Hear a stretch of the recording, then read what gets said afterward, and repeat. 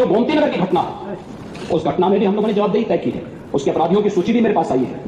ये अपराधी हैं, पहला अपराधी है पवन यादव, दूसरा अपराधी है मोहम्मद अरबाज। ये सद्भावना वाले लोग हैं, यानी सद्भावना।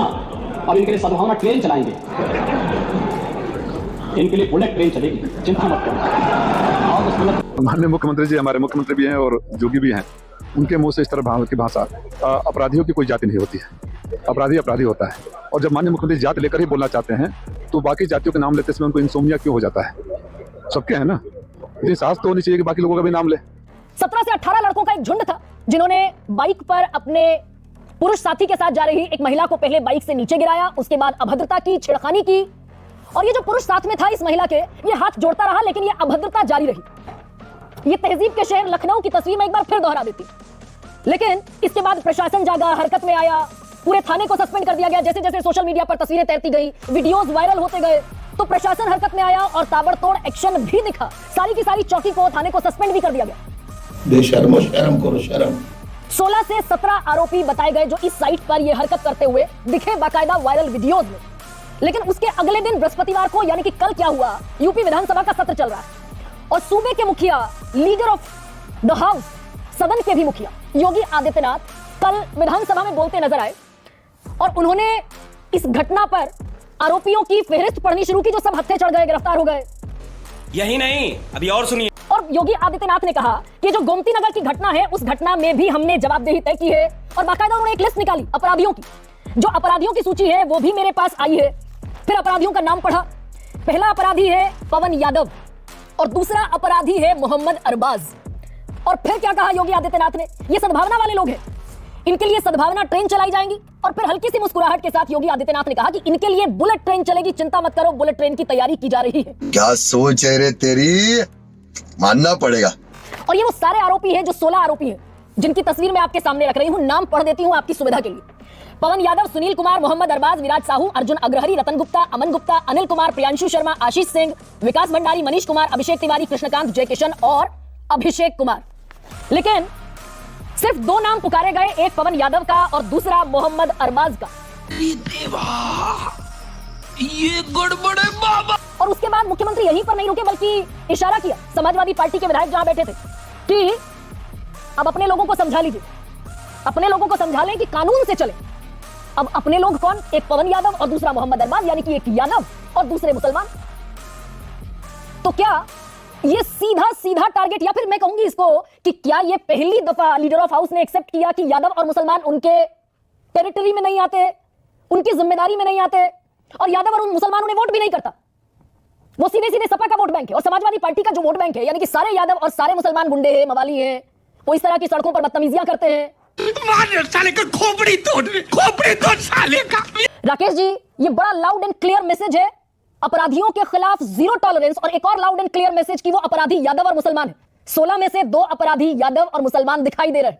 ये देखने वाले को दिखाई पड़ रहे होंगे, हमें तो सब अपराधी दिखाई पड़ रहे हैं। और जितने अपराधी हैं, सारे अपराधियों के खिलाफ बुलेट एक्सप्रेस से कार्रवाई होगी। इस मामले में कहीं कोई संशय नहीं होना चाहिए। भारतीय जनता पार्टी की सरकार ने महिला सुरक्षा को सर्वोच्च प्राथमिकता का विषय हमेशा माना है। वाह वाह वाह वाह वाह वाह।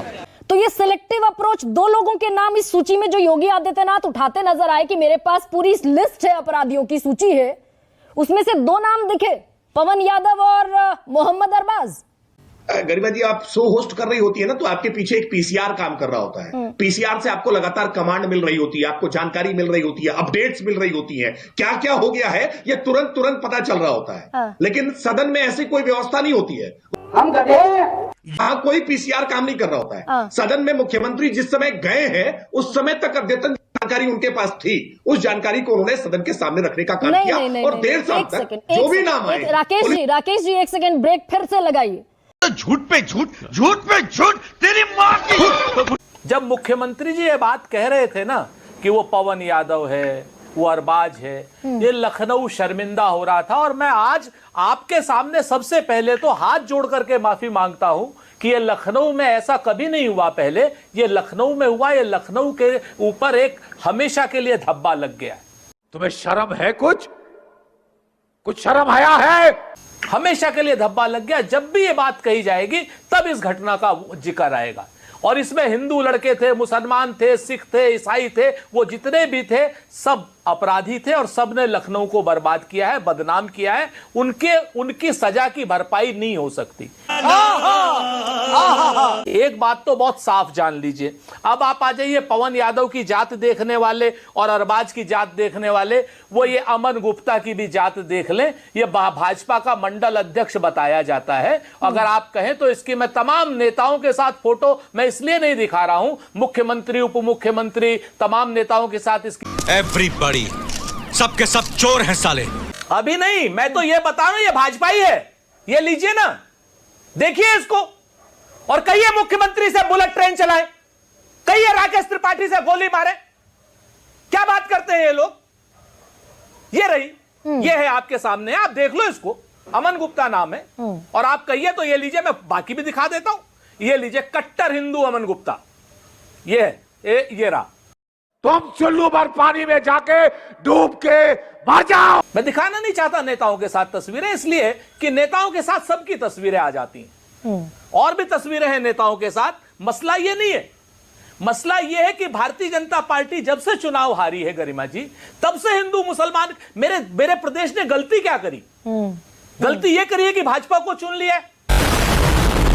गलती ये करी है जाकर के कि यहां पर भाजपा को 240 में ले आए हैं। तभी निशिकांत दुबे कह रहा है कि साहब मैं जो कम्युनिटी सेंटर है उसी जगह पर दूंगा जहां मुझे वोट मिले। ये झारखंड का सांसद है, राजद्रोह का मुकदमा होना चाहिए इसके ऊपर। ये बड़ी अच्छी बात कही आप।